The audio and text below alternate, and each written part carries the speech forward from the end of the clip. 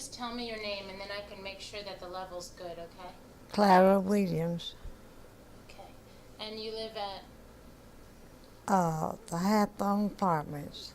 Okay. And let me hear your name. Max Sanders. Okay. I live 12D, Hathorne Apartments. Oh, you live around here too? That's He lives right up the street. Oh, good. Well, that's handy for Mama, isn't it? Yeah, Oh, that's great. Uh, And let me get your voice. I'm Rex. All right. This should work out. Okay. All right. So, we were talking about the 34th strike. Do you recall how your family got involved? You were telling me that how Well, your husband got involved. he was in the union, and they got orders to go around to the tape mill to picket it. Did you go with him? No, I was pregnant, and I had children at home, and so, but later on, before it happened, I went down there to try to get him out of the line, and just before I got there, he was shot. Somebody shot him. I never seen who shot him, but I do know a woman passed me running and said they had shot him. And I turned and went back. Thought they was taking him home, but they was taking him to the hospital. You need to make plain that he didn't work at this. No, he worked at the Swift Mill on 6th Avenue. How long had he been working in the mills? Well, ever since he'd been big enough to work, and he was, I don't remember how old he was. 32, wasn't Yeah, somewhere along in there.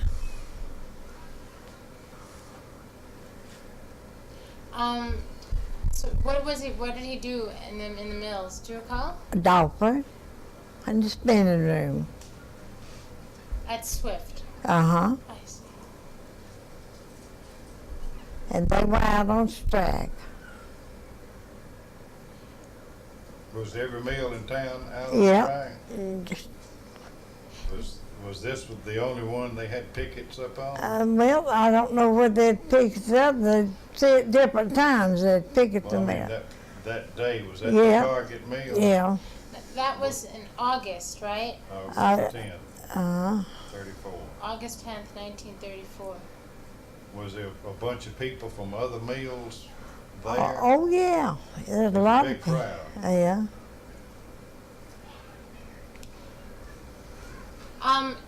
How did your husband get involved did he join the union? Oh, yeah, he'd belonged to the union before the.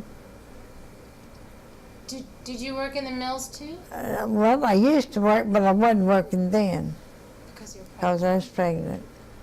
Well, you worked in the mill after that? Yeah. So maybe you could tell me a little bit about the union activity before this strike. Do you recall? Well, I didn't know much about it because, see, I didn't get out much, and I didn't know nothing but what he'd come home and tell us. Do you remember what he came home and told you? No, What, did he talk about getting more wages? What was the wage rate then? What did he make per week? I don't remember, but What it was? wasn't much. Well, what kind of hours did he work? They worked all day then. 12 or, like 6 to 6? Yeah. What about Saturday? No, they didn't work on That Saturday. weekend off? Now this was after 1934 on August 10th was after the NRA came in. Do you remember the NRA? That's when the wages were they got higher wages and they were only allowed to work 8 hours a day instead of 12 hours a day. No, that didn't happen until afterwards, after he died. That's what she said, I think. Yeah. Right? No, actually before. No, it wasn't. No? It happened after he died, because I know, I think we was up down 16th Street when Roosevelt was elected, you know. So Roosevelt was elected in 32. Yeah, but Well, I know he's the one that gave us the. right. In 33, Roosevelt put out the Blue Eagle and the NRA. And Yeah. that's when the hours were reduced and the wages were brought up a little bit. So now a lot of people in town didn't want a union. You recall? They I still am. don't. This is a non-union town. Now, why do you think? What made your husband have the courage to want to go out there? Well, he worked in that mill, and he had a lot of friends over there, and he just wanted to be with them. I reckon the reason he went down there. But the police has come later after he was shot, but they come too late.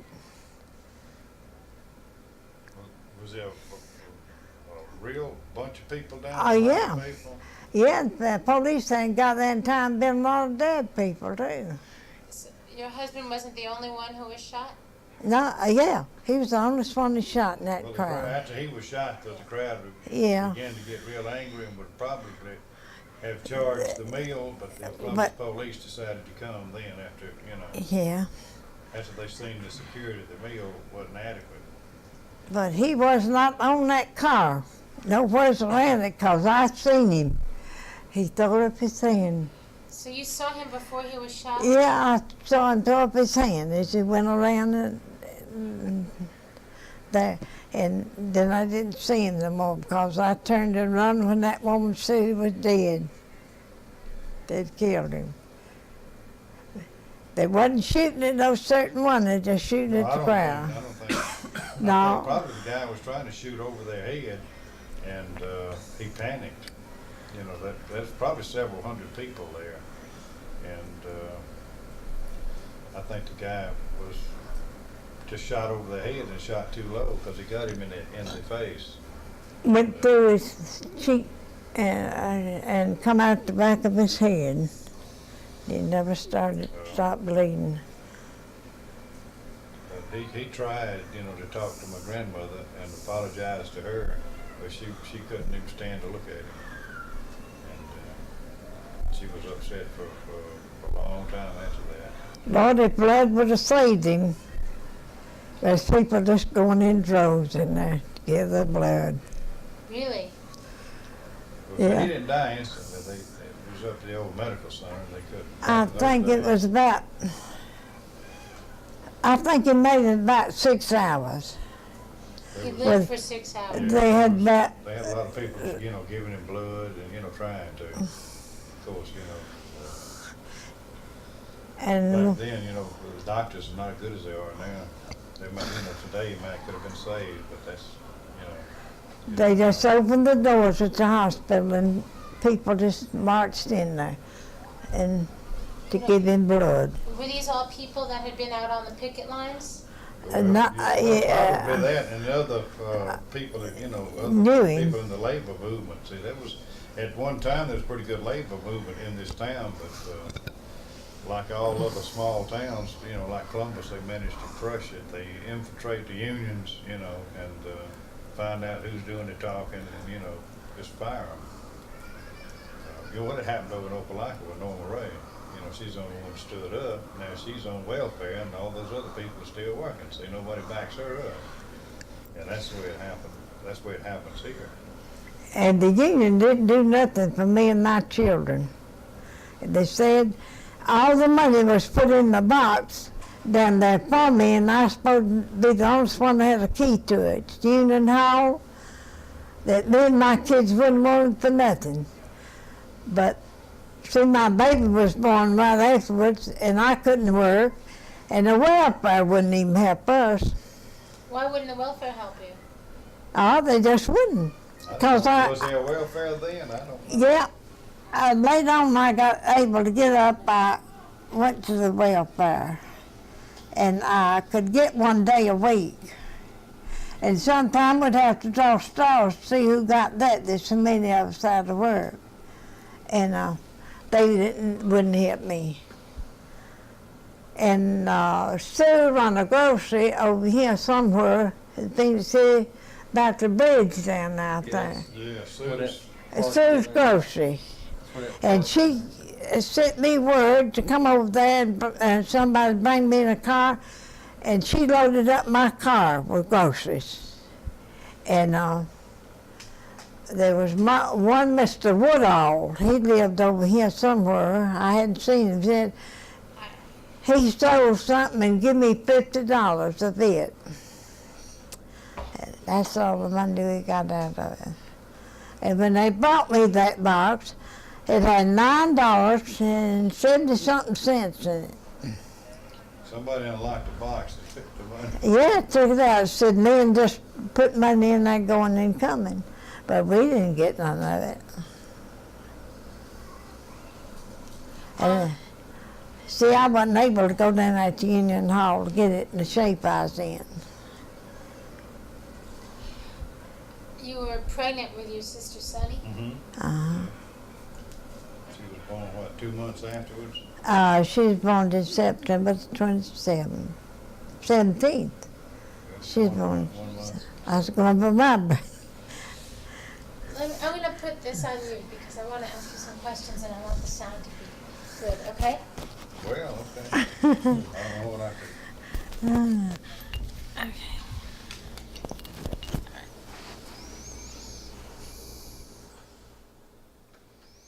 Can you just speak for a moment? Well, yeah, what do you want me to say? Okay, here. Just say hello. Hello? Okay. That should be fine. You seem to have a sense of what your dad's vision was. I mean, joining the union. Yeah, Can you talk sure. to me about that a little bit? Well, I'm a union man myself, but, you know, I didn't grow up with the idea of being union. I didn't really know, you know, what happened to him till I got a little older. But, I believe in the union because that's the only thing a working man has, really. And all these non-union people that make a halfway decent wage are riding the coattails of a union man that got out there and got killed on the picket line or beat up or whatever. But, you know, around here, this is basically a non-union territory now. At one time, it was a pretty good, strong union town. When was it a good, strong union town? Well, I mean, for the crafts, skilled workers in the 50s, 60s, and early part of the 70s. Then it went down. See, I'm sheet metal, and we lost our charter. We all out of Atlanta, local 85, and there's quite a few union men that do work out of Atlanta, iron workers and other people.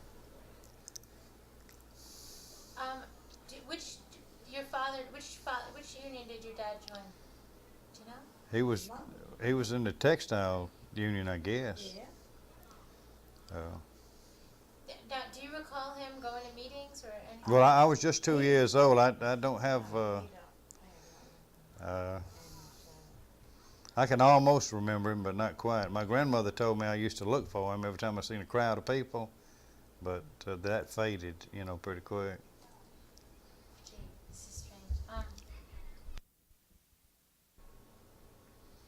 Okay. No, I really screwed up.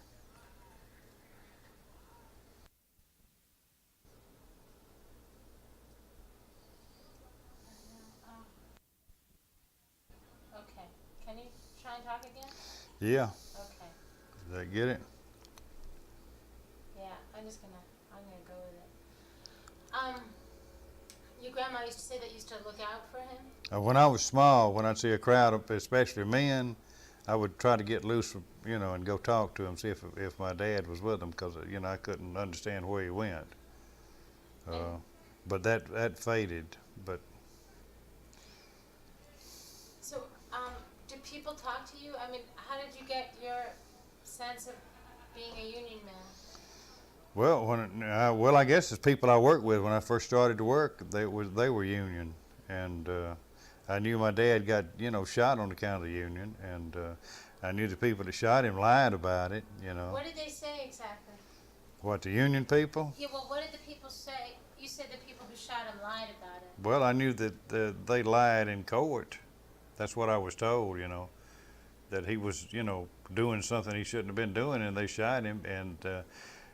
And everybody's ever told me anything about my dad told me he wasn't a troublemaker. Now, if it was me, people they wouldn't have any trouble believing that I wouldn't hop on the running board or probably throw a brick through the windshield. But he was the exact opposite. He's more like him. So now you can tell the difference between us. Till he gets mad and then he's crazy. But he just wasn't that type of person. I never heard nobody in all the years, and this, every time we'd go anywhere and they'd say, well, you're Reuben Sanders' son, and they'd start telling me, what they knew. And nobody ever said a word about him being on the running board of a car or doing anything except walking. In fact, everybody said he was real quiet. And you had to push him a long way to even make him mad or upset. But that's the reason I knew that and I've seen, I knew enough when I was growing up that money talks, in court. And the mill had the best lawyers, and they simply just got up there and hired people, probably promised them a lifetime job if they would get up there and testify that, he was doing something, fixing to assault somebody. So I don't know, I don't even know what they ruled, but I kind of lost interest after that guy. He was, to the best of my memory, he was crying when he was talking to my grandmother. And he used to come up on the corner, and I didn't know who he was, but he would watch us play. And that's what my grandmother told me. So that's the man that shot him, and it's on his mind. But she never forgave him. She said she couldn't. She'd even go out in the dark, and like in a seance or something, and try to see him, asked his ghost or whatever. For your daddy. Uh-huh. And I spent a lot of my young days in the cemetery just cleaning off. I don't care about even going back in the graveyard now, because we spent so much time. You can ask him cleaning up graves, and she lived to be 85, but if she even talked about it, she would start crying. She never was able to.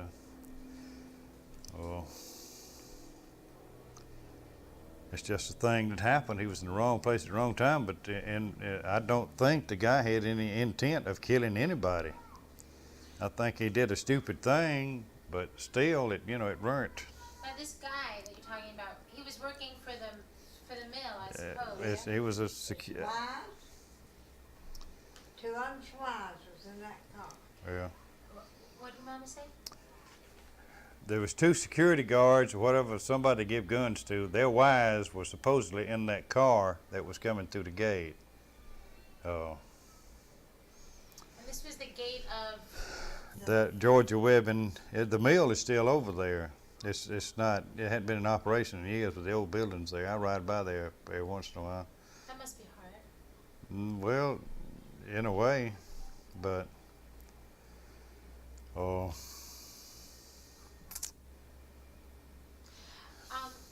me about your mama must know a lot more about this than you do, but I don't remember. well, I'll ask you, and then we'll talk about it. I read in the newspaper, and this was in the 34 newspaper, that the union, they said, and I'm putting it in quotes, that the union made a martyr out of your father's, that he became a martyr for the union cause. well, that would be the natural thing to do, But if they did it, we were so young that we wasn't aware of what they were doing. But whatever they did, it didn't work because they didn't unionize the mills.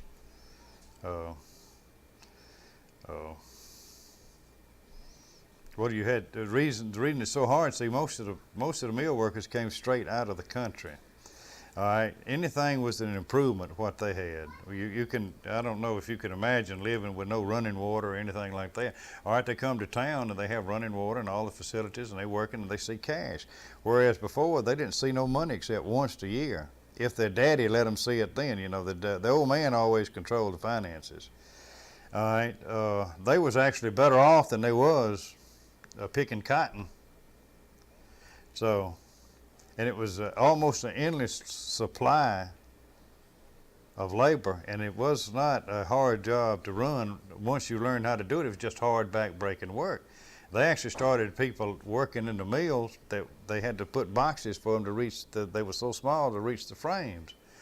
They didn't get a break. They came around what they called a dope wagon because, you know, years ago, Coca-Cola actually had Coke in it. And but now, see, they've and to keep the unions out, they have these modern break rooms in the. Have you been in the cotton mill lately? I'm not allowed. Well, you should just go in there. You can walk in without telling them who you are. They have modern break rooms. You break when you want. If you doing your job, you know, whatever your job is, and it doesn't require you to be there, then you take as many breaks as you want. But you have got, there's no such thing as cutting off your machine and going and taking a break. And if you get real good at what you're doing, they'll add another machine to it, see. And if you get where you can do that, they'll add another. They'll do it till they break you. But they're able to keep they pay a pretty good wage considering the area that they're in. They do now, they pay better than they used to. So, and that's the same, and the only unions around here now is probably some in-house little deal with some manufacturing company. There's one National Textile Union, Act 2. It's at Fieldcrest. It's not at any of the other mills. It's the Well, half the American Clothing and Textiles Workers Union. half of them there don't belong to the union. Right. They go along the coattails of making the money, but it's going to take a. I don't know what it would take to unionize the South, really, because the mental capacity is not there to understand that you know, there's still the old slave master relationship. If you work for a man, he's your master. See, up north they feel like they're as good as the man they work for, and but down here they don't. You're taught from childhood when you get a job to hang on to it. See. Well, now these people, what do you think about these people that were living in mill villages? They had it made. I mean, the houses were, compared to where other people lived, it was like living in a mansion. I used to go with a girl who lived in North Highland, and you went right out of slums. It was unbelievable, on up to Bradley Circle. I mean, beautiful houses. All right, her dad worked for Columbus Mills. He worked there till he died. But I mean, the living, it was fantastic compared to what other people had. I was down at Bibb today, Bibb City. Yeah. I was talking to two people that work there, and they're real, big men. Yeah. And, they were saying, like, we had it made. They did. We had it great, and we weren't going to let anyone get in our way. And they also said, and help me to understand this, because I keep on hearing the same story. They said that everyone who came to picket were outside agitators, that nobody from Bibb came to picket. Well, that's true, because Bibb pretty well screened who they hired. When they, it was at y'all or Granny and them when they first came to town. They moved, well, it was Granny and them. When they moved to Bibb City, they came from Troy or Opp or Andalusia, somewhere down in South Alabama. Okay, they came to Bibb City, and the men folks got a job at the Bibb. All right, they went back home to get them, and moving in and all that, they slept late. All right, they were supposed to be to work at 7 o'clock. At 7:30, the Bibb City Police, which the Bibb company owned, knocked on the door and said, "You either go to work or move." So they packed up and moved. They didn't want to work for the company. All right, Bibb could blackball you, and no other mill in town would hire you. And Bibb also owned a gigantic mill in Macon. Now, I think the whole county's named for him over there. Well, there's Bibb County, and then there's Payne City. So they had 3 mills. Yeah. Well, they had more than that, but there's one in Porterdale, and then they had Bibb County. That's named for that. Yeah. And they have the equivalent of Bibb City is called Payne City. Yeah. Same layout. Yeah. Well, they pretty well screened them, and if they didn't fit the mold, they were just kicked out. Oh, so. Now, your daddy's mill was different than that. It was Swift. It had a pretty good reputation. It's on 16. It was owned by the Swift family, a local family. And Illages? No, it was the Swifts. And I don't know who they probably intermarried. There's 5 basic families, they say, that own Columbus. And, but I've heard a lot of mill people talk, but all of them I worked at Swift liked it. You know, they was treated better or something. But I don't know what the difference would be. So why do you think your father? I mean, the 1934 strike came out. You know, even like today, these men were saying, I don't understand why they wanted to strike because the 34 strike came on after we got 8 hours instead of 12, and we got more money. But from what I understand, do you know what happened? No, I've never researched it, but I know even if they got more money, as late as 1940, they wasn't making anything. The only thing that really brought this country out of depression was World War II. I mean, a working man wasn't.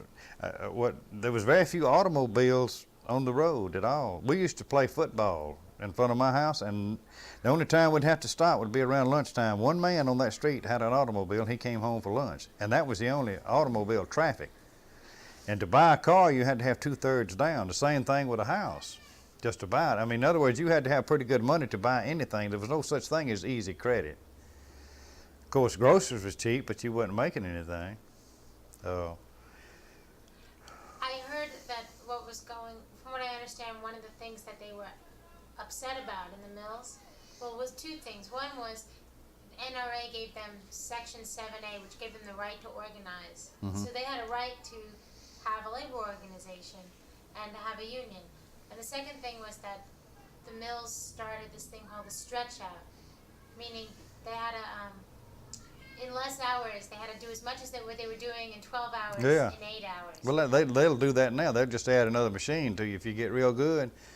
So the best thing you can do if you work in the mill is just do adequate. Don't do good. Just do enough not to get fired. How do you think that works on people's pride? You have different people are able to. I know people now in my trade that can't work for a company over 3 or 4 months because they'll sooner or later they'll have a run-in with management, and they'll just have it out with them. Well, some people can shrug that off and it doesn't bother them. In other words, they don't pay any attention to it or something. I don't know. Do you know anything about the funeral that took place for your daddy? I just heard it was a large one. Okay, wait. I want to rip your shirt. Okay. Tell me about the funeral that took place for your husband. Well, it started at the Union Hall uptown and went to Riverdale Cemetery. And when we got in Riverdale Cemetery, they hadn't all left the Union Hall. Some was walking, the Woodmans and the Ku Klux Klans, and I think the Red Men was in it. Who was a red man? I don't know, Redmonds, that's what it's called. What was the Ku Klux doing? The Ku Klux was right. They was stood up there when they was preaching the funeral, right by me and the kids. The Ku Klux Klan stood next to you and your children? Yeah. Why? I don't know. Well, he wasn't a member of the Klan, was he? Yeah, he had on his neck. I'm talking about Reuben.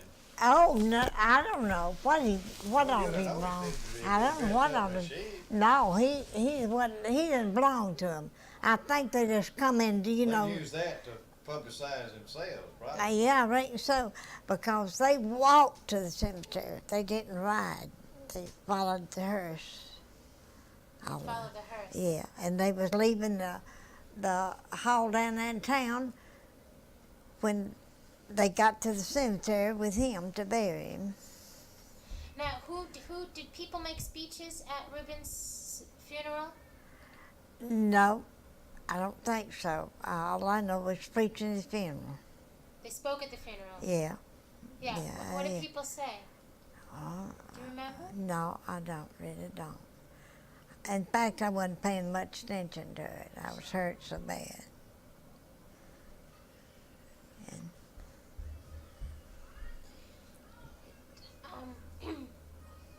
Was it difficult?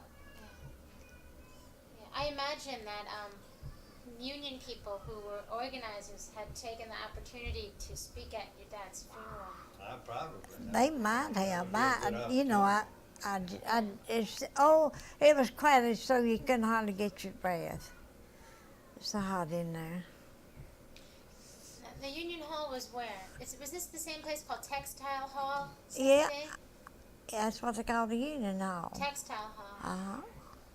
I know that the organizer, the union organizer for this town was Ralph Gay. Do you remember him? No, I don't. Did a lot of the union people come to you and pay respects? Yeah, there's a lot of them come, you know, but you just forget the names of all the people that comes in.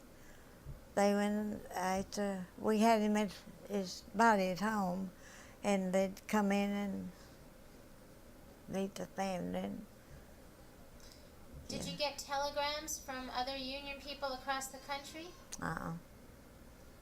No. I'm surprised. Well, you know, today it would probably be handled different. Did other people in your family belong to the union other than your husband?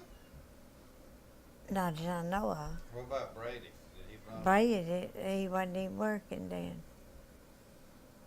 No, he never What belonged. about Jack Owens? Was he? I don't know what Jack did or not. Jack might have belonged to the union.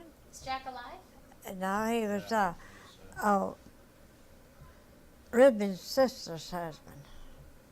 he was a character. He used to go all over Florida, you know, before they paved the roads and all that. And Roy B., what was he? Lou Dean's husband. Did he belong to the union?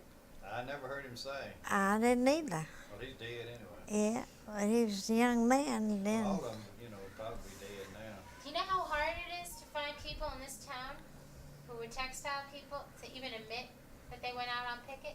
We haven't found anybody. Is that right? We can't find. We can only find people that defended. Well, they had The to be. mills. They had to be several hundred people down there. Probably might have been up maybe 1,000. Oh, there were thousands of people there, but everyone says that those folks were outsiders, that they weren't from inside.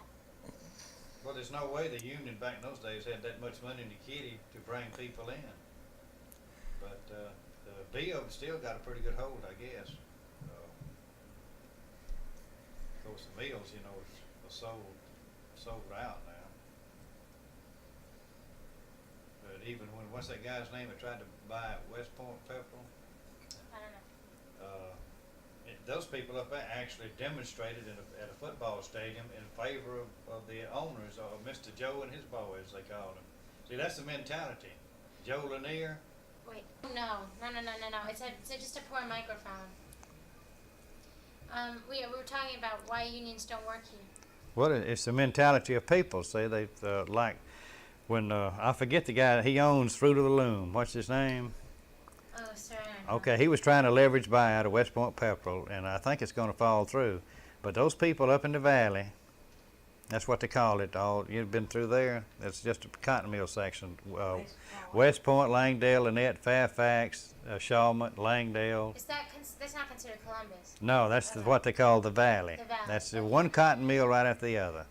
All right, those people actually got so worked up about it, so they rented a football stadium from the city and turned on the lights and had a big pep rally for the owners of the mill, Mr. Joe and his boys.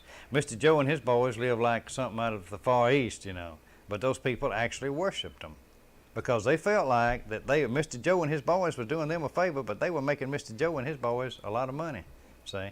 But they don't look at it like that. They don't understand that they're making the money for the man. They had no idea what the mill makes. You know, like a good union knows what the owners is making. They sit down and go over the books with them. Down here, you know, they don't have the foggiest idea how much a cotton mill makes. And they don't know what they're worth. They don't know the mill can't operate without them. Now that's what that strike was about, I assume. Well, anyway, it's just the mentality of people. It's held over from the way back there when you had the big land on. Slavery. That's what it's called. Well. See, you had more people involved than slaves. See, because not everybody in the state of Georgia owned a plantation. So you got to consider there was thousands of people lived back in the piney woods trying to make a living. And if they'd have stopped and thought about it, they wouldn't have got involved in the Civil War because there was no reason for them to be fighting for the landowners. slavery was hurting them, because you could buy you 5 slaves and teach them sheet metal, and then that was your cost right there. You could send them to Atlanta, and this actually happened. People in Columbus would send them to Atlanta to build buildings, a whole crew with one man in charge. They would go do the job and come back home. They would get no money, and they'd send the guy that owned them the money. All right, the white peasant, he didn't have any work, but yet they brainwashed him, the same mentality, to go off and fight the Great Civil War for them. There was no reason for the common man to fight, but they did it, and they died by the jillions. And it's just like now, when they have war, who fights the war? It's the draftee. It ain't the professional soldier. It's the peasant out here that thinks he's got a patriotic duty to go get himself killed. Now, how does that relate to working for such a small amount of money? How does that relate to the low-wage industry in the South? Well, that's all that's available to them, and they don't have sense enough to understand that they can jack it up. And if they do jack it up, the industry probably will move away. Have you ever been to New England? I'm from that side. Where are you from? Well, I'm from New York, but Okay, you have been up to Massachusetts? I've been up to Lowell. Okay, Massachusetts is full of cotton mill towns. Used to be. Okay. They don't work Oh, well, no, anymore. okay, that's why they all came south. When those people wanted more money, they came south. That's why. That's one of the reasons. People know that if they push it too hard, the people that own are going to make a certain profit off of their money, and it's going to be at least 20%. If they can't make that, they'll close it down and take the money elsewhere. It's no problem. Where do you think they'd go if they left the South? Well, probably Taiwan or Hong Kong or where, well, you know, They just can't like. go north. All right, look at AT&T. All right, see, they took all they used to make most of the telephones in Louisiana. They took them somewhere, but yet we still using their systems and everything. Oh. Was your dad an inspiration for you? Well, I didn't know him. That, you know, the only thing he'd ever done, you know, was just worried about it, thought about it. Now, Max, you knew your daddy. I can't remember too much about it. Max was 5 years old. It's 4, but 5. And you were 4. I was 2. You were 2. I was born in 32, and he got killed in 34. Oh. I remember walking down the road with her, and she was trying to get him. She was going down there with me when he got shot, and she was just about to strangle me when she started running. Some guy caught up with her. He was under my arm, and man run up there and took him out from under my arm, That's- and just kept running. That's what slowed her down, though. She had to bring me and my sister home. We was walking. So you were all going to meet your dad. She was going down there and make him get out of the picket line and come home. I was going down and make him take the baby and come home. We only lived at that time. I wonder if this is gonna work. We only lived about 3 blocks before he got shot. This isn't gonna work. I gotta get a new. Where'd you live? We only lived 3 blocks, maybe not 3 blocks before he was shot, maybe 2 blocks. Now, was that housing that you lived in owned No, by the mill? no, it wasn't owned by, it was just, real estate company, I guess. All that section there has just been all torn down. You think, aside from your dad's life, which has no, you can't set a worth on anybody's life, but you think your father felt like he had anything to lose by going out on the picket line? Well, he didn't, I don't guess he thought about death. Of course not. But I meant like in terms of a job or that kind of thing. I don't think he was, well, the job wasn't that much to be concerned about, I don't guess, but I'm sure he thought about it, but see, he worked for Swift, and he wasn't picketing Swift, so. He wasn't. All right, he probably thought, like I would have thought, Swift did not have no management there observing who was in the crowd, see. Georgia, Webbing, and Tate might not have had a single person there in view, because their jobs would have been in jeopardy. So they were switching mills? I would imagine who went to Swift came from another mill, see. That's the way I would have played it if I'd been the business agent. I would have kept, you got to keep your people working. You can't let them starve, so you don't put them in jeopardy. That's the way, that's the way you do it. You send in, if you really want to send in an agitator, you send somebody in like with a black shirt on and a red hat, real visible, loudmouth, get everything stirred up, and then he just simply steps back down into the crowd, pulls off the black shirt and the hat, has a white T-shirt or whatever, and he disappears forever. Nobody could, even if they got him on film, they can't pick him up again. And they do film us. They'll come right out to the gate, and I pose for a lot of pictures. You've been on strike. Yeah, a lot of times. Well, not strike, but walking a picket. We'd have a labor dispute, and we'd put a broomstick, But you can't do that now. Most jobs now, you have a predetermined deal where a no strike clause, and if you do strike, they can sue you. And they did that over in Macon. They got the plumbers local over there, busted them. Is that called a yellow dog contract that you promised that you signed? Somebody says I'm never going to go on strike. I don't know what they call it. I know once we signed it, we didn't even go out over there to help the plumbers. I mean, they were told not to do it, and they did it, and it cost them. They filmed them, and took it to court, and then got their charter. So now, management's pretty smart, and they pretty well investigate you before they hire you. And if you're an agitator or something like that, you're not going to work for them. Did you ever think of going to work in the mill? I worked in the mill, but not for the mill. I've done a lot of sheet metal work in there for contractors, and air washers. When they clean, they got now where they try to clean all the lint out of the air. That's another thing. Back when she worked in the mill, I seen her come out of the mill. Her hair was caked with cotton, and everybody's was. In fact, we used to call them lint heads. Did you call them lint heads? Yeah, but they didn't know it. Well, I was just a young'un, But that's what you called anybody that worked in the mill. In the old days, you called them a lint head. Because when they come out of the mill, they was covered with lint. No. Take the shirt and wring it out, wring the water out of it and come Now out. the mills are air conditioned. They take the lint out of the air. They got big air washers in every mill. That's what I worked on a lot of those. Now, the lint head was a derogatory term. Well, we didn't have sense enough to know that it was. We just knew they were covered with lint and it sounded funny, so that's what everybody called them. How when they come out, they take a bath, shower, put on clean clothes. You can't hardly tell. Yeah, change clothes. They have real good. Some of them now have got real good jobs. If that Columbus Mill, they come out wearing suits. I mean, you think they're working off? We used to didn't have no dressing rooms, but they have dressing rooms in mill now.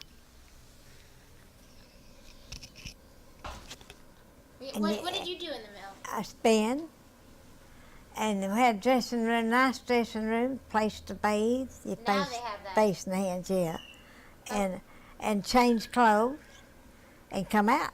Back when you worked? Well, in later years, How many years did you work?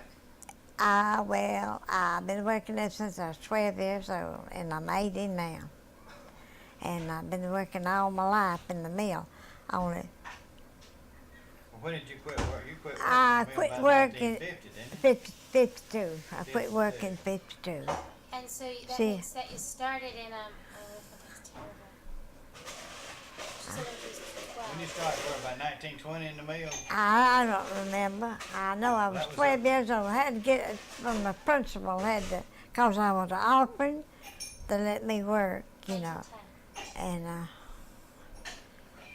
so, Because you were an orphan, Uh-huh. you work? uh-huh, So you started when you were 12? yep.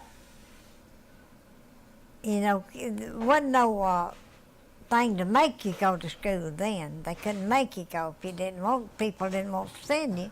And I had nobody to make me go, and I went to work. Where did you, which mill did you start working in? Griffin, Georgia. And Spearmint, Georgia, and Griffin. And what did you train on? Spinning frames. How long did you train before you started getting paid? Oh, I'd say about 3 weeks. You have to learn how to get up in, set your open in, and all of that. Oh, thank you. I'm not going to do the talking. Was it difficult to go back into the mills after your husband's death? No, I was glad to get back in there, because I had to make a living some way. And Were they ever concerned? Which company did you go back to work for? well, it's Bradley Mill then, Bradley Mill. Bradley Mill. It shut down, put a knee-high plant or something in down there. It belongs to the guess it's RC. Yeah, I see. I It's should a call. Yeah, it's a warehouse mostly. Oh. It's across the street. So, but W.C. Bradley used to own it. He's a guy that really owned Coca-Cola. Now, were they concerned about your husband having been in the union and all, that you were gonna come work for them? Mm-mm. I got a job in the same part he used to work in, Oh, wait. and the Wait. Do me a favor, I got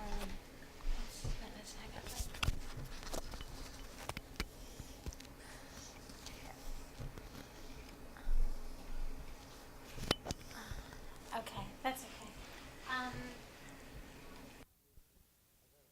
What were you saying? I got a job in a Swift mill in the same department my daddy used to work in. And one night the supervisor sent the secretary out there to get me. I thought they was gonna find me. It was Mr. Benefield. He told me that he used to work with Daddy, and he introduced me to everybody in there, and they treated me like I was a big wheel that night. They must have thought a lot of them done it. They did. But he said he worked with my daddy side by side. And when I got a job there, he was a supervisor at the spinning room. How long did you work there? I didn't work that long. I mean, Hey, I'll be home in a little while. You all right? Yep. All right, bye. Bernice? She's real nice. Yeah, I check in with her 30, 40 minutes. That's terrific. You have to? Well, no, we just, You got a deal going, huh? yeah. Well, that's mighty nice of you. Are you married? No, ma'am. Yeah, we ain't got no kids left at home now. If I don't let her know where I'm at, she gets worried. They done got the kids grown and married. You have kids that are married already? Are you a grandpa? Yeah. That's something. He's grandpa too. and both of the girls grandmas. They've been what? Sonny and Billy both had grandmas. Your children are No. I'm talking about her children. She Ah. has two Gotcha. daughters, You have two daughters. Billy Yeah. Joyce and And Sonny. Sonny. Sonny. She works over that business talking about that. Yeah, she works at that. She works non-union at the mill. You was talking about the half union. Wait a second. Oh, Bill, what is it? Well, see, that's what she said. See, her daddy would be alive today if it wasn't for the union. See, so she won't join the union. Sonny says this. No, Billy Joyce, she works at Fieldcrest. She won't have anything to do with the union.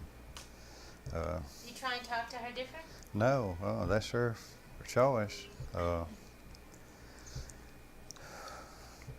I think it's impossible to unionize the mills. And now it's too late. No. Because they'll simply go overseas with anything. It's, or either they'll come over, the Japanese will come over here and show them how to do it. I know they scared me one night. That Fieldcrest, my wife worked down there. I don't know what it is, a union or people Yeah. against it. They all come up, about 20 of them come around the truck.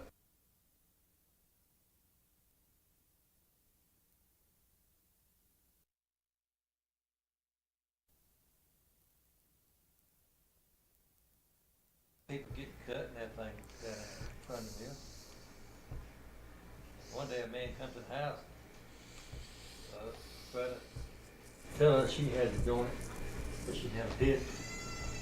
They told your wife this. Yeah. Well, the union's a good thing if it's, if you got a good business agent, but it, She couldn't tell whether it was union people or people that was fighting against it, but they come up to that truck like they was gonna turn it over and ask me, was she gonna join or what? And I said, I didn't really know. About that time, all the police cars come up, they, scattered out then. there's been a lot of people, especially up north, they turned the National Guard and everybody loose on a union man. Bust their heads. Who was it? Walter Ruth. Who used to be head of the automobile workers? Walter Ruth. I think so. Well, they invited him and two other guys out to the, I think, River Rouge plant in Detroit and beat the living tar out of them. Before Henry Ford had that done, and that's what makes me mad. People talking about automobile workers now. They had to struggle for what they get, and there's nothing wrong with a working man having the same security as a school teacher. You know, you can't fire one of them after they've been there a couple of years, and you shouldn't be able to walk up and fire that man there, well, unless you've got a real good reason. Not a lot of people are fired on personality, and you don't like the way he looks, or maybe you got into some kind of discussion after work. You can't fire an automobile worker now. You better, you best just let him die of old age before you mess with him. Of course, I wouldn't buy an American product now on account of management have cut so many corners. It ain't the American worker. American workers are best in the world. The Japanese have proved that. They've come over here and built automobile plants using American workers and making a better product than making in Japan with Japanese workers. So it's not the worker, it's the management. Cutting $50 off of this automobile here. If you cut $50 off a million Fords, that's $50 million. And they'll do it. It's not the worker, but we get blamed for it, for wanting a decent wage. There's nothing wrong with a working man wanting a nice car and a boat and a nice house, and to be able to send his children at least to junior college and let them get a taste of higher education. There's no way that a working man can send his son to Stanford or MIT or Harvard. And if you go to Harvard or University of Virginia, that's better than a license to steal. You don't have to know anything. Just simply graduate, belong to one of those fraternities, and you got a job anywhere you want. Just wear that tie for the interview, and you're in. But if you're a white-collar worker down south, they call you a redneck. See, because you work. Most people work at, it's hot down here, and you are going to get a redneck. But the white-collar workers call us rednecks. See. White-collar workers called blue-collar workers? Rednecks, see. In fact, I called the Ledger last week. They had a letter in there, a guy talking about rednecks, and I said, why are you putting a racist remark in the paper? He said, well, we consider it cultural. I said, well, that's even worse. I said, you calling me an idiot because I drive a pickup truck? And I might drink a beer once every 6 months? You calling me something beneath you?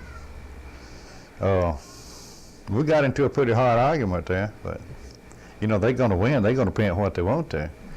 But he told me, he said, well, we can't dictate the contents of a letter. The one I was objecting to was a letter to the editor. But they do. They took out a comic strip because it was offensive to the black editorial workers down there. That Tank McNamara, you remember the stink about... that drunk guy? Yeah. They was talking about, Nick DeGree got fired because he was talking about something about blacks were better built for football. This comic strip was making fun of that, and they simply didn't run it that day. And they control all newspapers control the content of what to put out.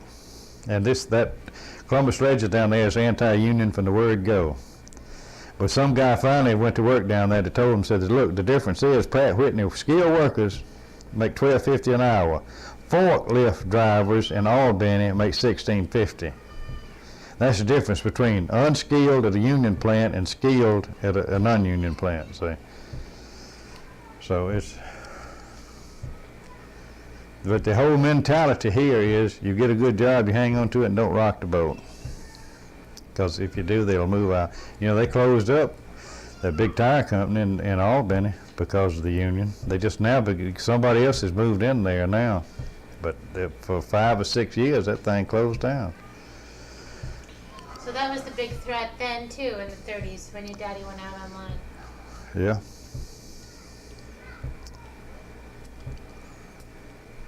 All they have to, back when Carter was president, when you could get 12, 14% for your money, what was the use of running a business? Liquidate it and put it in the bank and just draw the money without even turning your hand at anything. But I think everything ought to be unionized. I think they ought to get rid of all. I've got a cradle upstairs. Oh. They ought to get rid of all robots. There's no point in putting 1 million people out of work to make something 15 minutes faster. Who's going to buy the product? See, there's nobody around as smart as Henry Ford. So he raised the wage rate to $6 a day across the board. I don't care if you swept the floor, cleaned the toilet, or put the motors in the cars, you made $6 a day. All right, that put America on wheels. Everybody could buy a car that worked for him. And, everybody followed suit. But they don't understand that now. They talk about making it faster and cheaper and stockpiling it.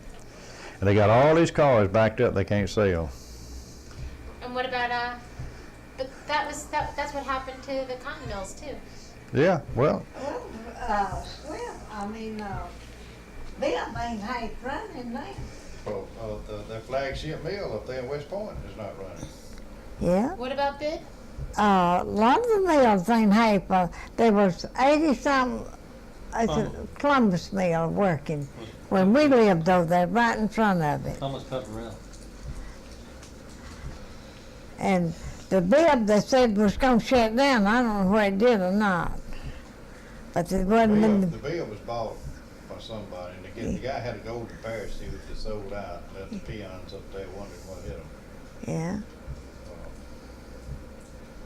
But the people don't understand, management don't care anything about them. I mean, I've seen people hurt themselves on the job, just, to do something a little bit faster, and, ruin themselves, and nobody cares about them. They go home starved to death. I seen that. I seen a guy mess up his back. He ended up killing himself, his wife, and his daughter. Simply because he said he could do the job without any more help. He got up on there, held it up with his back, and ruined his back. Did were your wages any different? I mean, after the strike, after you went back to work, Yeah. were your wages They different? they started being lower. And we got 8 hours now. And It was 8 hours before the strike, I think. But no, no, maybe not. Maybe because you went After out. the Maybe because you strike. went out. after Maybe the they was strike, trying maybe Columbus didn't consider themselves in the United States, and didn't go back there to was federal law. that was after the strike. 'Cause I had done moved in another house up on 16th Street when we got the 8 hours. Well, I'm really grateful that you all were willing to talk to me. And like I said, we're making this film. It's been so long ago you can't remember just how everything Well, happened. a lot of the old mills are still in Columbus, I guess, all over the United States. If you go around taking pictures of them, some of the old mill villages are still there. Yeah. Anderson Village. Who did Anderson Village belong to? Was that Bibbs or? Bill? That's still there. Little brick houses about the size of this room here. So you don't recall, I don't want to harp on it, but I'll ask you one more time. One thing that's been hard for me to get a sense of from anyone that I've spoken to is how the union started to take shape in Columbus before the strike. Well, I didn't know much about it. I know he joined the union, and he was in the union. Do you remember when he joined? No, I really don't. Did he ever come home and talk about it, at dinner time or something? Well, he didn't talk much about it. He, was kind of quiet. But that's all I know about it. I know that he belonged to the union, and he went to union meetings and everything.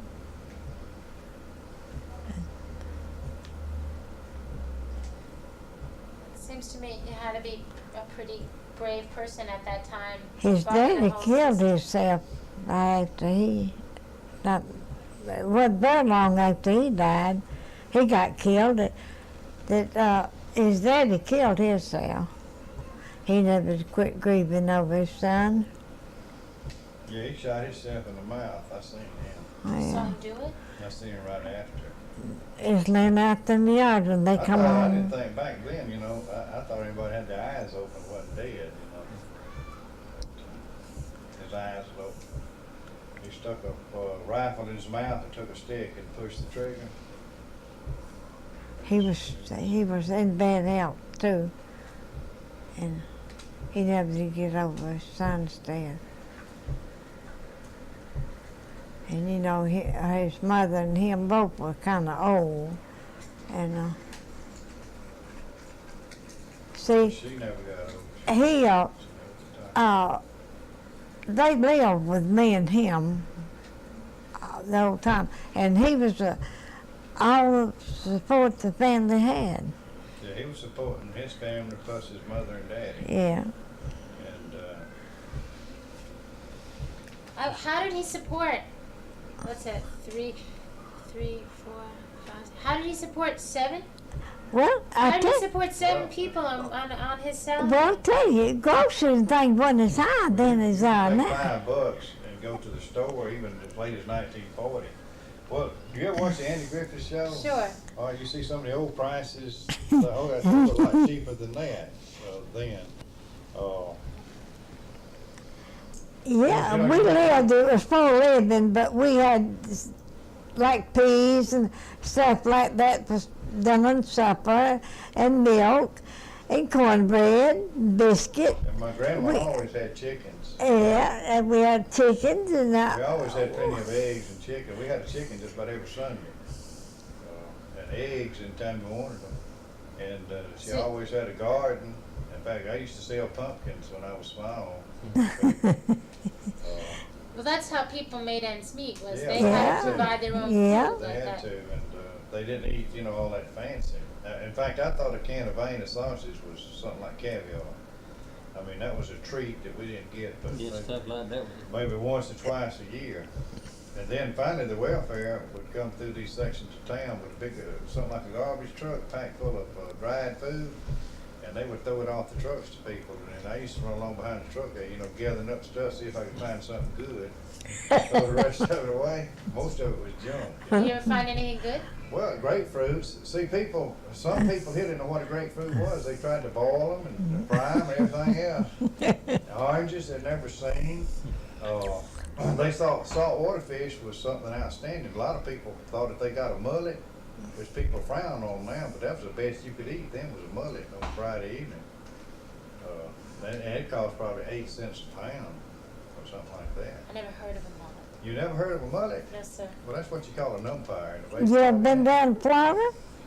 Yeah, but I Well, never ate a I mullet. seen them jump the damn They won't be boat. served in your better restaurants, but you can still buy them in stores. I don't go to the better restaurants too Well. much. But how about, is that like a catfish? Well, no, it's a saltwater fish. I like them if they're fresh. You can't beat them if they're fresh. But by the time they got up here, they all packed with salt and everything. Yeah, we used to have them salt and pasty. People just, But I love catfish better than any kind. So Yeah. you were able to make ends meet because you had a garden. Yeah, and my grandma raised chickens. And also, they done quilting in those days and sold quilts to people. yeah. And made most of the clothes. Yeah, she could sew. My grandma made most of my shirts all the way through high school. At one time, she made donuts and sent it to the mill. Daddy wasn't working then. He lived- Daddy, when he was a little boy, he told it dinner to the meal He lived after in town. school. Really? he delivered donuts to the mill. Get off from the schoolhouse to take the dinner to the people and come back to school. Well, see, back in those days too, everybody had a wood stove. They didn't have gas, and you could. Me and him used to every Friday Friday and Saturday work on a wood truck, delivering wood in people's houses, and then we'd sell peaches or something like that during the summer. You could always pick up a couple of dollars if you wanted to hustle. It's hard for the kids. to Y'all do used to that. stay down at the grocery store and Yeah. haul people's groceries People didn't have home. automobiles. They go down there and buy a lot of groceries. And I had a wagon. I'd go down there and take the groceries home for a quarter or a dime or whatever they had. Dad's special customer. So, When did your husband start working in the mill? Oh, I don't know how old he was. He went to work before me and him married, you know. And he always lived in Columbus here? You gotta go. After they left from down the country, they came moved up from, here. Troy. Troy, The whole family of them. And they all tried to go to work in the Bill, but the Bill run them off, but they didn't get up that morning. This is your daddy. And so they, Brady, the youngest, I don't know when he went to work, but, Well, listen, I'm not going to take up any more of your time, but is it in a couple of weeks we might be coming back? Like I said, we're making this documentary film for public television. you ain't gonna, You ain't gonna shoot no film, are you? Well, I'm asking you if that would be possible. Well, if you wanted to film my house now, I gotta paint it first. No, I just want to film you. Okay. Well, film me down at the mill then, that'd be better. You want to talk at the mill about what happened to you, Daddy? Yeah, that'd suit me. Okay. All right. You can go in there to take me on that Cherry Street.